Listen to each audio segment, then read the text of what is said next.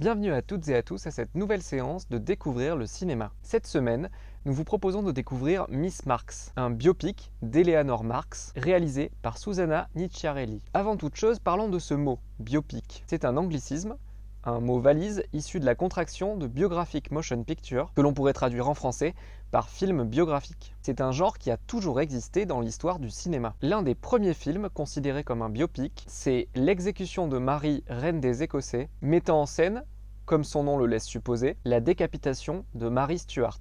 Depuis une quinzaine d'années, les biopics sont particulièrement populaires. Ils s'intéressent le plus souvent à des grandes figures historiques, politiques ou du monde du spectacle, féminines comme masculines. Citons par exemple La Môme d'Olivier Dahan en 2007, avec Marion Cotillard en Édith Piaf, La Dame de Fer de Phyllida Lloyd en 2011, avec Meryl Streep en Margaret Thatcher, Bohemian Rhapsody de Bryan Singer en 2018, avec Rami Malek en Freddie Mercury, le chanteur du groupe Queen, ou encore De Gaulle de Gabriel Lebaumin en 2020, avec Lambert Wilson en Charles de Gaulle. Mais revenons à Miss Marx, qui est le quatrième long métrage de fiction de la réalisatrice italienne Susanna Nicciarelli. Son film précédent, Nico 1988, était déjà un biopic, celui de la chanteuse Nico, connue entre autres pour avoir collaboré avec le Velvet Underground, mais qui est pourtant trop souvent ramenée à son statut de muse d'Andy Warhol.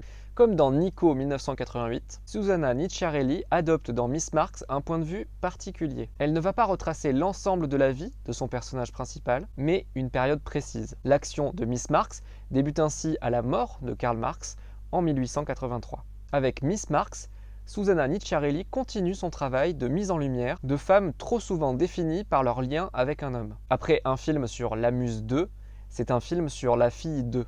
Eleanor Marx est, en effet, et ça c'est factuel, la sixième et dernière fille de Karl et Jenny Marx. Mais résumer la vie de Eleanor Marx à son lien de parenté, ce n'est pas vraiment lui rendre justice. Vous le verrez dans le film, c'est avant tout une écrivaine et une militante qui a œuvré jusqu'à la fin de sa vie pour les droits des travailleurs et les droits des femmes. J'ai personnellement trouvé un parallèle entre la manière dont Susanna Nicciarelli filme Eleanor Marx et celle dont Sofia Coppola filmait Marie-Antoinette dans le film éponyme sorti en 2006. Ce sont deux biopics sur des figures féminines, bien sûr. Mais c'est surtout dans l'utilisation de la musique que j'ai trouvé des ressemblances. Si le film de Sofia Coppola utilisait une bande-son composée de morceaux de groupes de rock contemporains, mélangés avec ceux de groupes des années 70 et 80, la bande originale de Miss Marx est jouée par le groupe de punk américain Downtown Boys. Et peut-être que les sonorités de leurs morceaux vous rappelleront ceux de la bande-son de Marie-Antoinette. En choisissant de faire un biopic sur Eleanor Marx, Susanna Nicciarelli nous questionne aussi sur la place des femmes dans l'histoire. Les femmes n'ont-elles, comme c'est souvent dit,